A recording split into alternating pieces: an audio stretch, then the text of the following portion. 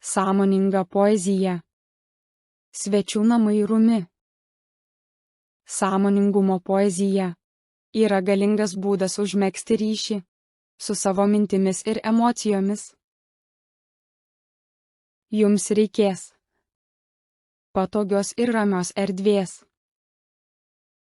Pasirinktinai įrenginio garsui atkurti. Ausinių, kad būtų galima dar labiau pasinerti į vaizdą. Susiraskite patogią ir ramią vietą. Užmerkite akis ir kelis kartus giliai įkvėpkite, kad susikauptumėte. Leiskite bet kokioms užsitęsusioms mintims užsimiršti. Kai girdėsite eilėraštį, turėkite omenyje šiuos dalykus. Sutelkite dėmesį į žodžius, ritmą ir perteikiamas emocijas. Kaip dėl to jaučiatės? Kokios emocijos kyla?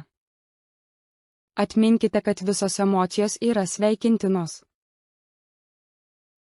Šis žmogus yra svečių namai. Kiekvieną rytą atvyksta naujas žmogus. Džiaugsmas, depresija, piktumas. Akimirksnį ateina suvokimas, kaip netikėtas svečias. Pasveikinkite ir linksminkite juos visus. Net jei tai būrys liūdinčių žmonių, kurie įnirtingai verčia jūsų namus, vis tiek su kiekvienu svečiu elkitės garbingai.